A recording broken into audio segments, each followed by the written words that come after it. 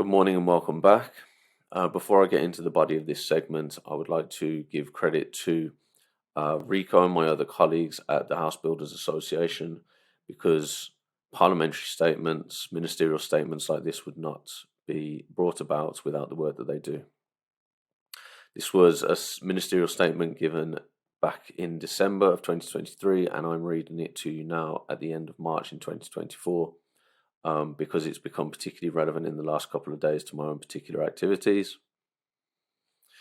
It is referencing the arbitrary and overreaching actions of local authorities and local planning departments in setting energy efficiency requirements above and beyond the national level standards, building control standards, and it is being very clear in how much that is unacceptable, and the reasons for that are that it reduces the predictability and ability of developers and builders to consider commercial viability of development sites at the acquisition stage.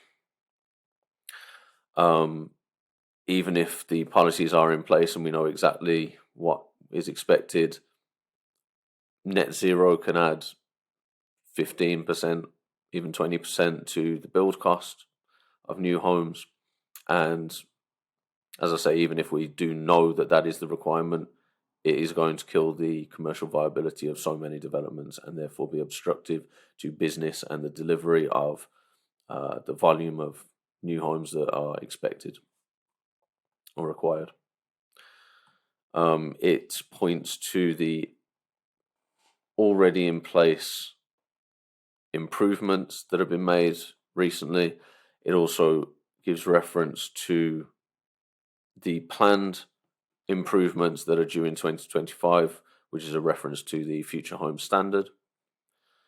As it says here, meaning that homes built to that standard will be net zero ready and should need no significant work to ensure they have zero carbon emissions, which is true.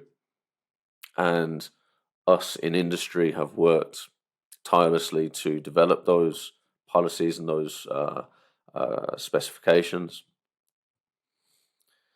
This is what I see to be the crux of this particular ministerial statement, so I'll read it to you.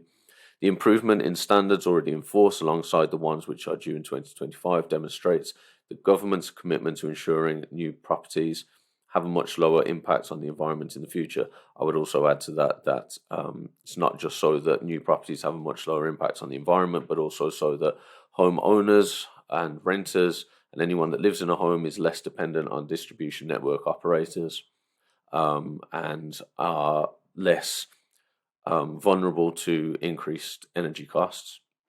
But that's a side note. In this context, the government does not expect plan makers to set local energy efficiency standards for buildings that go beyond current or planned building regulations. The proliferation of multiple local standards by local authority areas can add further costs to building new homes by adding complexity and undermining economies of scale. Any planning policies that propose local energy efficiency standards for buildings that go beyond current or planned building regulations should be rejected at examination if they do not have a well-reasoned and robustly costed rationale that ensures the development remains viable and the additional requirement is expressed as a percentage uplift of the dwelling's target emission rate. Now, as I say, this ministerial statement was given in December. It's now the end of March. But the reason that I bring it to everyone's attention now is that in this last week, we've had a particular planning application, and I don't want to be too specific because of the sensitivities of that ongoing application.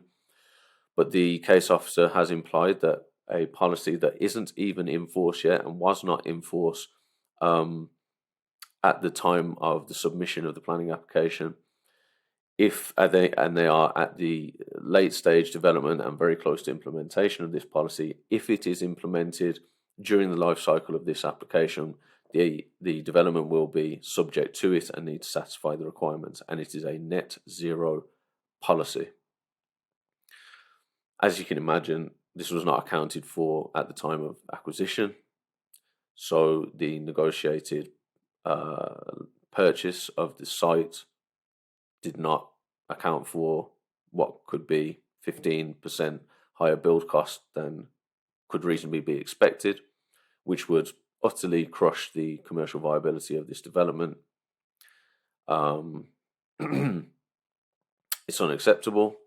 I will, for one, be using this exact line to push back against this suggestion that the development will be subject and need to require the requirements of this policy.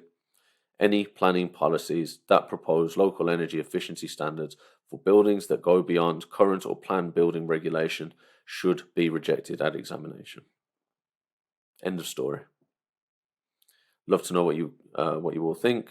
If you think that I am right, or if you think that I am wrong, or anything that you could add to it.